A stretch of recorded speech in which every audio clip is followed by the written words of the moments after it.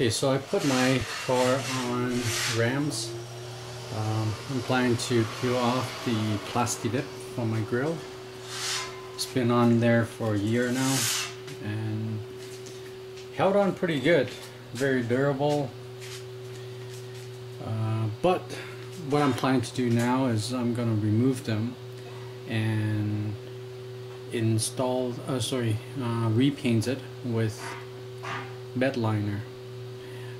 They last long and it's temporary, so if you do remove them, you have the original paint. But the issue is the top grill here held up pretty good. There's no chips or peeling or anything like that. These dots on here are actually dead bugs from driving on the highway. However, this piece down here, they actually got peeled off a little bit.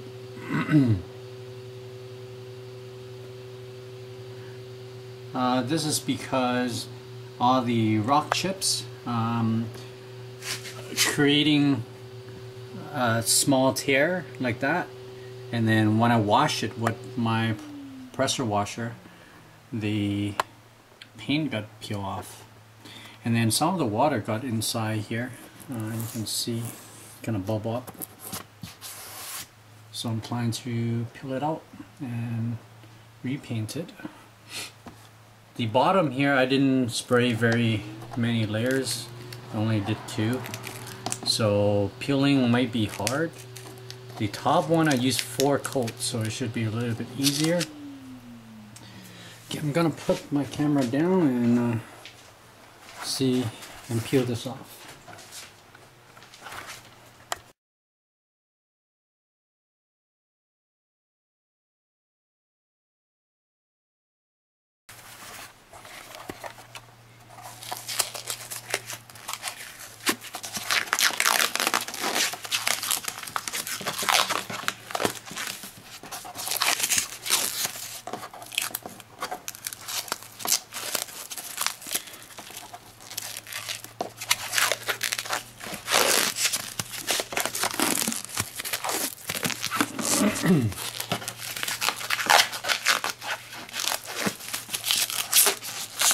So as you can see here, after many months, the paint is still looking brand new. I washed it before I painted with the Plasti dip, so it remained clean after I removed them.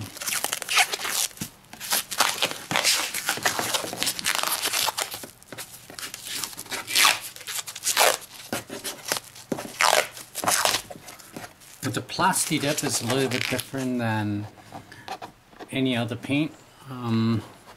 Plasti dip, all you have to do is make sure the surface is clean. It doesn't need to be prepped, like sanding, and it will bond very good. But when I paint with the bed liner, I will have to probably scuff it up before spraying the paint, otherwise it won't stick.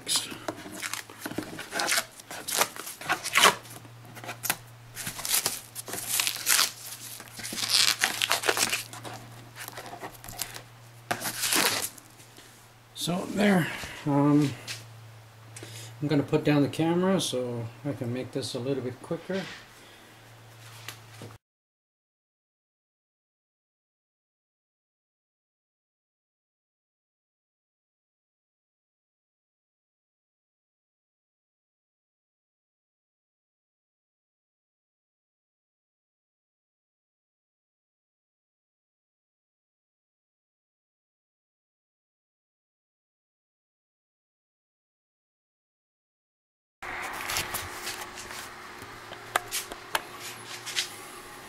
So this is how it looks like after you peel it.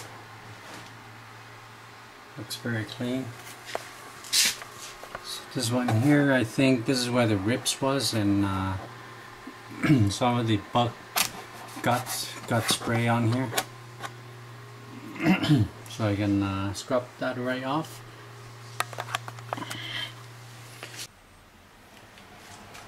Okay, so I just finished masking the bottom piece of the bumper.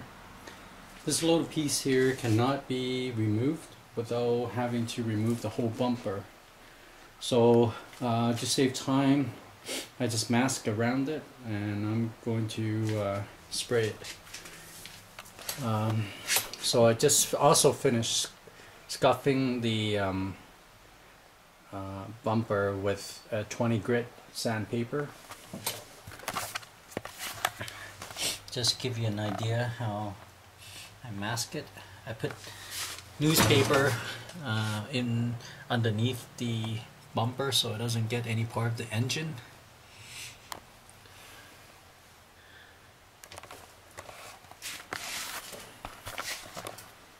So next step, I'm going to clean it with acetone, and then I will spray the bed liner. Probably I'm going to do about 3 coats just to be on the safe side, maybe 4, because the bottom piece is going to have a lot of beating from the rock chips, and if I do any off-roading, that's going to be the first part going into the mud and the sand, whatever it is that I'm driving in. So I'm going to turn off the camera for a moment to clean it off with acetone, and then I'll be back to spray it. So I'm back here. Put a little bit of acetone on this piece of napkin. I'm gonna wipe it off.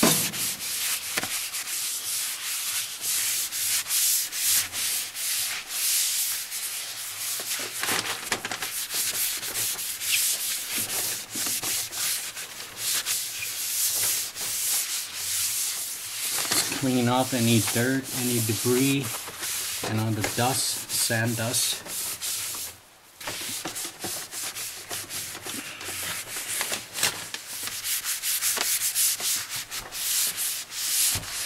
If you have one of these spray gun, it's very helpful. Make the job a lot easier because it's a lot easier on your finger.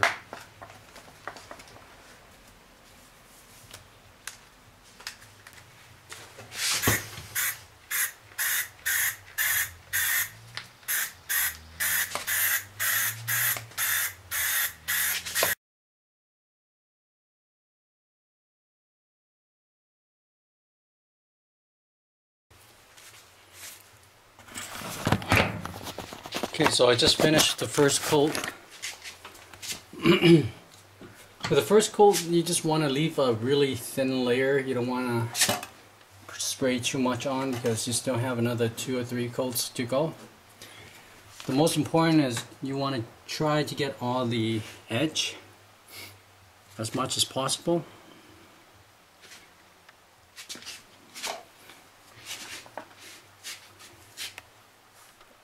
What mostly happens is a lot of people concentrate in the middle here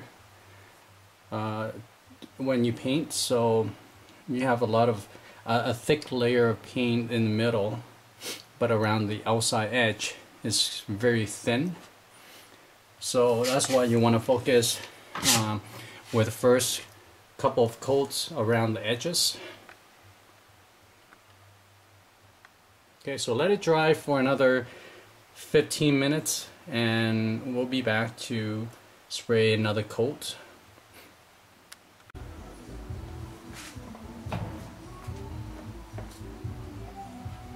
I just finished spraying a second layer of paint and put a little bit heavier coat.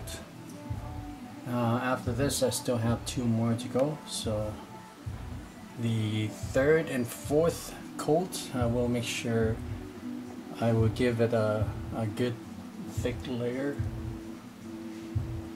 to bond on.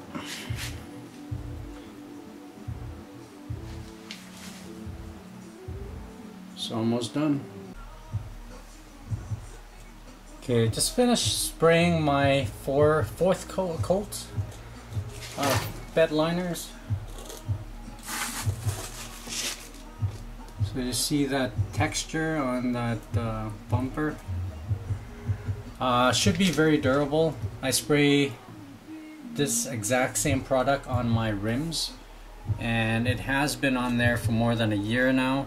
I drive it off in the mud and it still hold on pretty well. I'm going to show that in a second here. So I got stuck in mud a couple of weeks ago, and if you look closely you might see some scratch mark, but like that one there, but it held up pretty well. There it is. Very easy to touch up as well. I touch up a couple times and yeah, you just spray over top of it.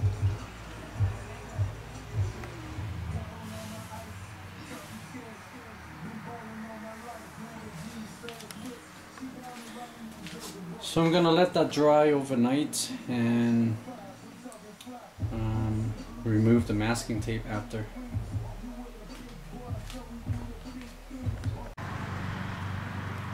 Okay, so I removed the masking tape and this is how it looks. The top grill, I left the Plasti dip on. I figure the paint's still good, so I'm gonna leave it for a while unless it starts peeling. Then I'll repaint that with the bed liner as well. I'm gonna show you up close the difference between the two. So this is the texture for the Plasti dip. A little bit smoother, not as shiny as it used to be when I first finished painting it. That's because I believe it got dull from the UV ray. And this is the freshly painted bed liner. You can tell the texture there. Rough, look like sandpaper in a way, and dry, hard surface. The texture for this is soft, rubbery feel. One thing I find about the Plasti dip is that every time you get bug splatter onto your grill, it's pretty hard to remove. You pretty much have to scrub with hand wash it basically, or with a brush for it to be removed, coming off. Regular pressure washer just won't do it. So so there you go. This is how it looks. So back up a little bit. They both have same shade of black. I'm gonna leave it the way it is right now. Like I said, this is for a while, and then I'll probably end up doing the top grill with bed liner as well. It's gonna be more permanent that way.